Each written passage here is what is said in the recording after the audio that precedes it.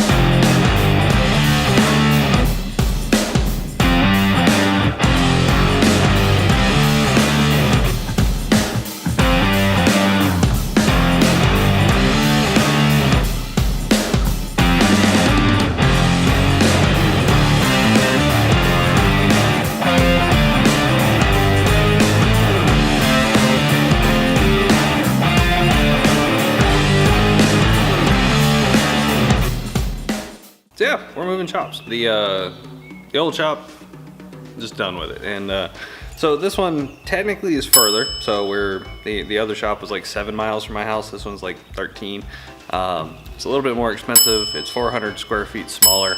And it just generally costs a lot more because of, you know, water, power, all that good stuff. Insurance is slightly cheaper because it's a nicer building. But you may be asking yourself, why on earth would you move somewhere that is smaller, more expensive, and further from your house? Well, the other shop we've been in for a while.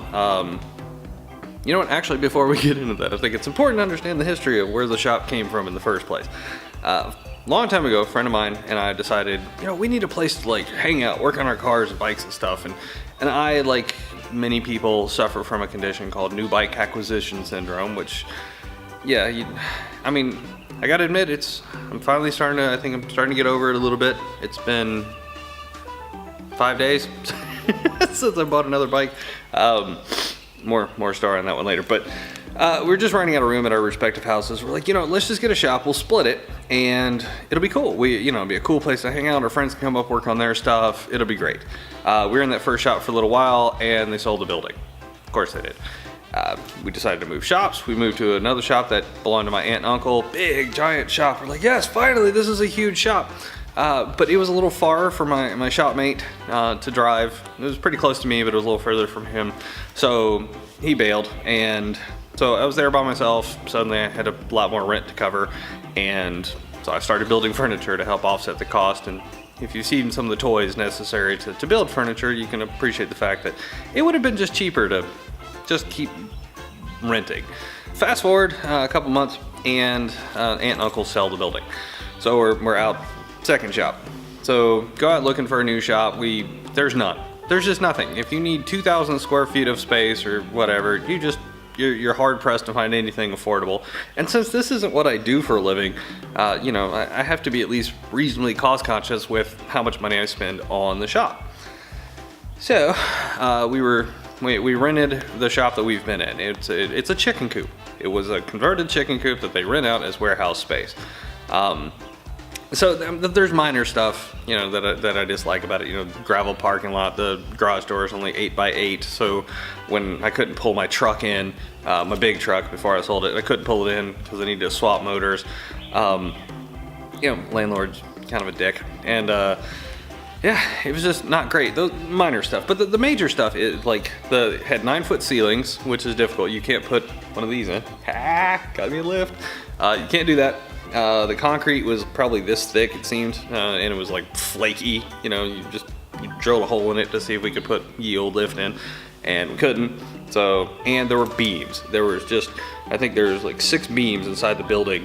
So there was just, you can't get big cars in and out of there. So it may have been 2,400 square feet, but it wasn't a completely usable 2,400 square feet because of all the beams. And again, the lift. We couldn't put the lift in. I've always wanted a lift.